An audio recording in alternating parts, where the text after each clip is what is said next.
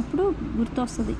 నా బోధకుల మాట నేను వినకపోతేనే, ఆ బోధకుడు మన పాస్టర్ గారు చెప్పారు అయినా నేను వినలేదే అని అప్పుడు ఆలోచిస్తావంటే, ఎప్పుడు నీ కష్టార్జితం అంతా పోయి నీ నీ శరీరమును, నీ మాంసం అంతా క్షీణించిపోయి అప్పుడు గుర్తొస్తుందంట దేవుడి వాక్యం. నా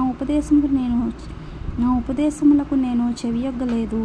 నేను సమాజ సంఘముల మధ్య నుండినను ప్రతి విధమైన దౌష్ట్యమునకు లోబడుటకు కొంచెమే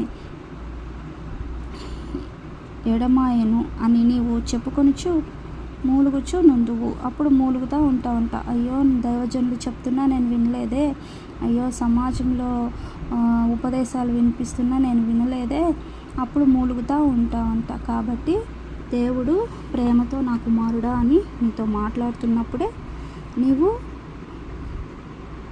బుద్ధి కలిగి నడుచుకోమని దేవుని వాక్యం చెప్తుంది. కాబట్టి నా కుమారుడా, జ్ఞానోపదేశం ఆలకించయ్యా, చారా స్త్రీకి చోటియ్యవాకు, దానికి చోటు ఇచ్చావంటే ఇంకా నీ జీవితం అంతే. నీ జీవితం అంతా ఇంకా దానికే అర్పిస్తావు.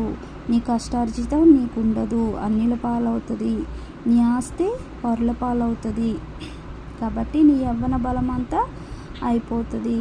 అంతా చివరికి నీ శరీరము, నీ మాంసం అంతా క్షీణించిపోద్ది అని సామెతలు 5వ అధ్యాయంలో ఆయన మాట్లాడుతున్నాడు. కాబట్టి మన దేవుని వాక్యం విని కూడా జారా స్త్రీ దగ్గరికి వెళ్ళే వాళ్ళు ఉంటారు.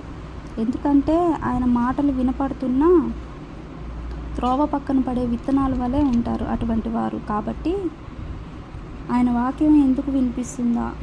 దుష్టుడు శ్రద్ధగా వినేవారితోనే ఎక్కువగా దుష్టుడు క్రియ చేస్తుంటాడు. వీళ్ళు శ్రద్ధగా వింటున్నారు వాక్యము, కాబట్టి వాళ్ళు దేవునిలో ఎదగటం ఇష్టం ఉండదు. కాబట్టి ఆ టైంలో ఇలాంటివి జరుగుతూ ఉంటాయి. కాబట్టి మనము జ్ఞానం కలిగి, వివేచన కలిగి ఆయన వాక్యాన్ని మన హృదయాల్లో భద్రపరచుకోవాలి. అందుకే నా కుమారుడా అని దేవుడు ఎంత ప్రేమగా నీతో మాట్లాడుతున్నా, జ్ఞానోపదేశము ఆలకింపుము, వివేకము గల నా బోధకు చెవియొగ్గుము, అప్పుడు నీవు బుద్ధి కలిగి నడుచుకుంటావు అని దేవుడు మాట్లాడుచున్నాడు. కాబట్టి ప్రతి ఒక్కళ్ళు ఇంకా ఈ 5వ అధ్యాయం మొత్తం చదివితే అంతా దాని గురించే ఉంటుంది. కాబట్టి ప్రతి ఒక్కళ్ళు ఆయన వాక్యానుసారంగా జీవించాలని, విన్న వాక్యాన్ని మంచి నేలల పడి విత్తనము వల్లే మనలో ఫలించాలి.